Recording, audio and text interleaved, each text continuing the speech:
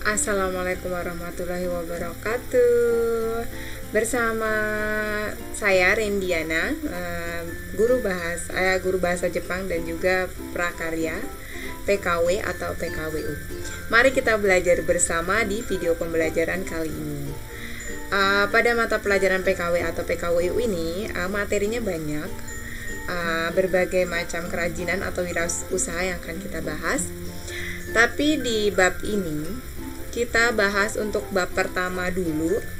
Bab pertama tuh apa sih yang mengenai prakarya dan wirausaha? Kita lihat dulu ya peta materinya seperti apa. Nah, untuk bab 1 itu adalah kerajinan bahan dasar lunak dan wirausaha. Itu tema atau babnya. Peta konsepnya atau peta materinya adalah seperti ini. Nah, peta materi kerajinan bahan lunak dan wirausaha itu cukup banyak ya. Ada F point, ada beberapa poin. Nah, ini ada bab A, bagian A itu adalah produk kerajinan dari bahan lunak. Nah, ini yang akan kita bahas di video pembelajaran ini. Ada 7 poin. Untuk itu kita bagi saja dulu ya. Ada 4 poin dulu yang akan kita bahas. Ada apa saja sih? Mari coba kita lihat. Nah, kerajinan bahan 4 poin yang akan sensei bahas itu ada pengertiannya, bahan dasar lunaknya, fungsi kerajinan bahan lunak, teknik pembuatan produk. Nah, kita ke pengertiannya ya. Poin pertama itu adalah pengertian. Silakan didengarkan atau kalau memang mau dicatat silakan monggo agar kalian lebih ingat, atau kalau memang nanti ada tugas dan sebagainya kan kalian tinggal ada di catatan.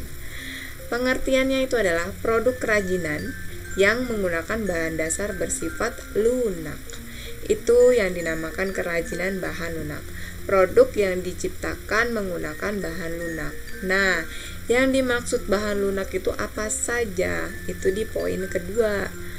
Ada bahan dasar lunak alami dan bahan dasar lunak buatan. Bahan dasar lunak alami itu seperti apa? Kita cek di materi ini.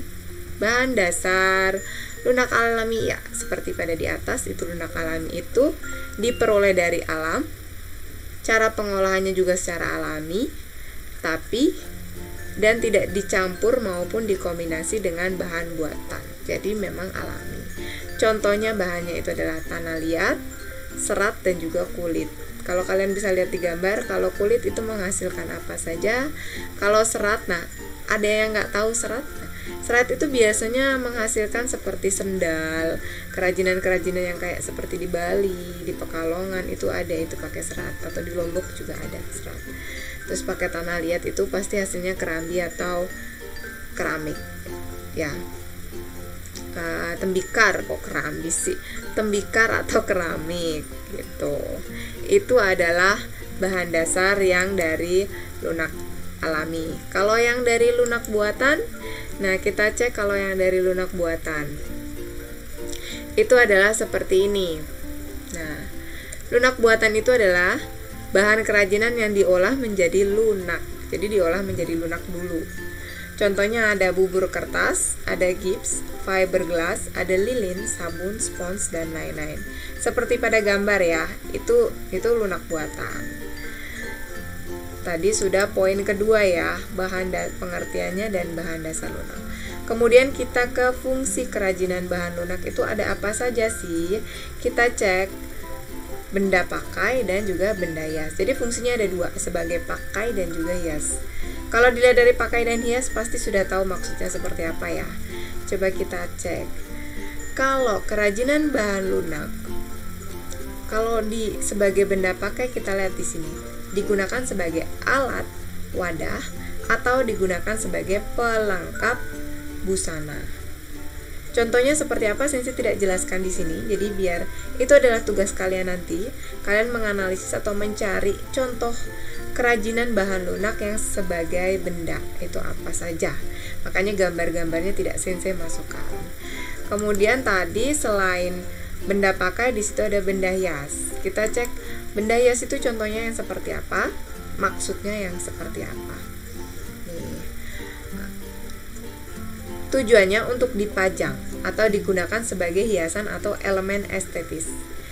Nah, kalau untuk sebagai benda hias ini, itu lebih menonjolkan aspek keindahan daripada aspek kegunaan. Itu yang dimaksud dengan fungsi sebagai benda hias.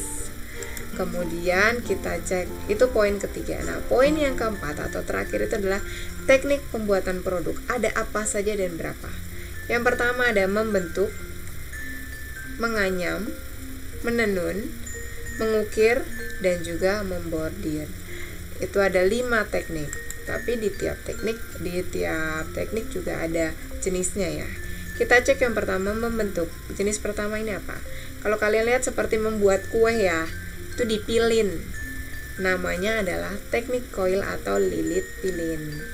Itu nanti bisa menghasilkan sama juga keramik, tembikar sama.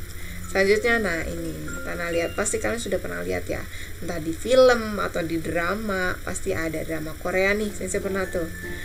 Itu adalah namanya teknik putar. Bahannya adalah tanah liat. Selanjutnya, nah ini yang paling gampang adalah teknik cetak. Jadi sudah ada cetakannya, kalian tinggal masukkan bahan lunak itu. Seperti contoh misalkan mau buat lilin, itu dari situ. Kemudian ada menganyam. Nah, kalau kalian seperti pada di gambar, sepertinya di kelas di SD atau SMP sudah pernah praktek menganyam ya kalian. Ini menganyam. Kalau ini menganyam biasanya pakai rotan. Bambu rotan sudah sudah dibentuk, tinggal mau seperti apa, mau dibikin keranjang atau apa. Ini menganyam.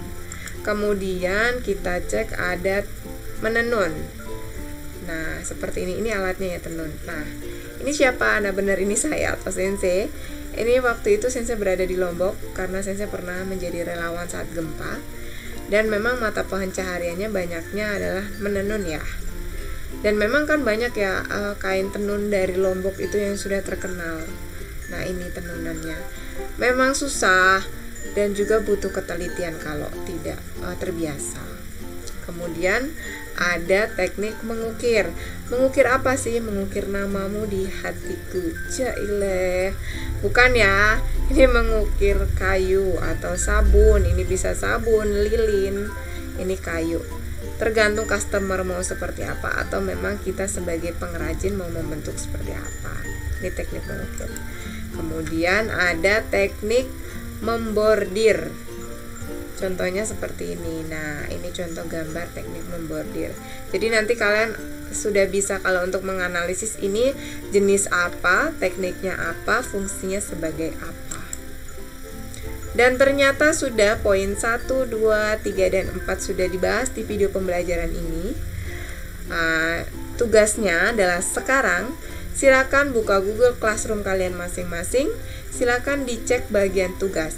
Di situ sudah ada petunjuk tugasnya seperti apa, pengumpulan dan pengerjaannya seperti apa. Silakan dibaca baik-baik petunjuknya ya. Jangan belum dibaca kalian sudah tanya.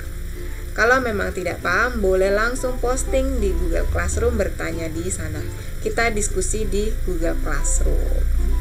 Oke, mungkin di video part 1 ini nanti ada video part 2-nya untuk membahas poin yang nomor 5, 6, dan 7.